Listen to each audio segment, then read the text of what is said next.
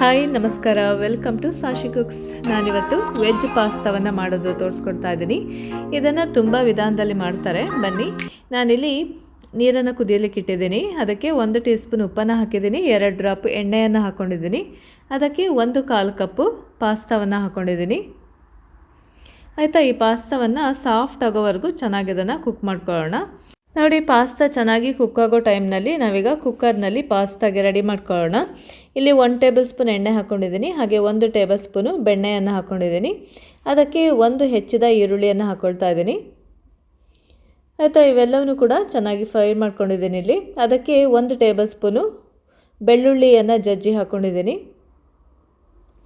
ಬೆಳ್ಳುಳ್ಳಿ ಕೂಡ ಹಸಿ ಫ್ಲೇವರ್ ಹೋಗೋವರೆಗೂ ಚೆನ್ನಾಗಿ ಇದನ್ನು ಫ್ರೈ ಮಾಡ್ಕೊಳ್ಳೋಣ. ಇದಕ್ಕೆ ನೀವು ಯಾವ ತರಕಾರಿ ಬೇಕೋ ಅದನ್ನು ಹಾಕ್ಕೊಳ್ಬೋದು. ನಾನಿಲ್ಲಿ ಎಲೆಕೋಸನ್ನು ಯೂಸ್ ಮಾಡ್ತಾ ಇದ್ದೀನಿ. ನೋಡಿ, ಎಲೆಕೋಸನ್ನು ಹಾಕ್ಕೊಂಡಿದ್ದೀನಿ ಸಣ್ಣಗೆ ಹೆಚ್ಚಿಬಿಟ್ಟು. ಹಾಗೆಯೇ ಇದಕ್ಕೆ ಕ್ಯಾಪ್ಸಿಕಮ್, ದೊಡ್ಡ ಮೆಣಸಿಕಾಯಿ ಕೂಡ ಹಾಕ್ಕೊಳ್ತಾ ಇದ್ದೀನಿ.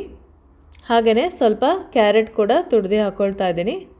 ಇವೆಲ್ಲವನ್ನೂ ಕೂಡ ಸಣ್ಣದಾಗಿ ಹೆಚ್ಕೊಂಡ್ರೆ ಮಕ್ಕಳಿಗೂ ಕೂಡ ಚೆನ್ನಾಗಿರುತ್ತೆ ತಿನ್ನಲಿಕ್ಕೆ. ಹಾಗೆಯೇ ನೋಡಿ, ಇದಕ್ಕೆ 2 ಟೊಮೆಟೊವನ್ನು ರುಬ್ಕೊಂಡು ಹಾಕ್ಕೊಳ್ತಾ ಇದ್ದೀನಿ. ಟೊಮೆಟೊ ಪ್ಯೂರಿಯನ್ನು ಕೂಡ ಹಾಕ್ಕೊಳ್ಬೇಕು.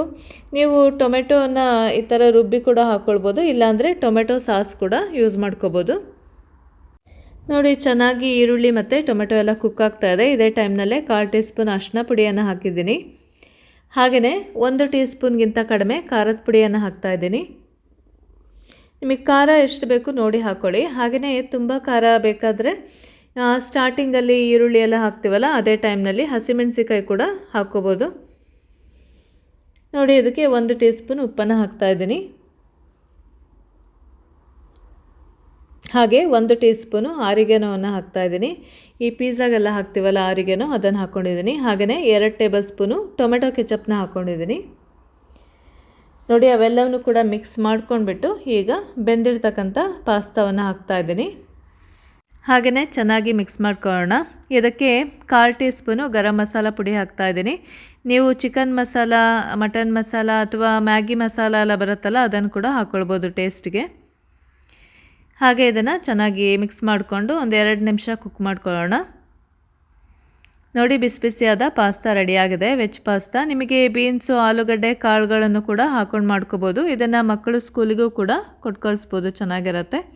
ಹಾಗೆಯೇ ಡಿನ್ನರ್ಗೂ ಕೂಡ ಮಾಡ್ಕೊಂಡು ತಿನ್ಬೋದು, ತುಂಬ ಚೆನ್ನಾಗಿರುತ್ತೆ. ನೀವು ಕೂಡ ಮನೇಲಿ ಖಂಡಿತ ಟ್ರೈ ಮಾಡಿ ನೋಡಿ. ಈ ವಿಡಿಯೋ ಇಷ್ಟ ಆದಲ್ಲಿ ಒಂದು ಲೈಕ್ ಕೊಡಿ. Okay, thanks for watching.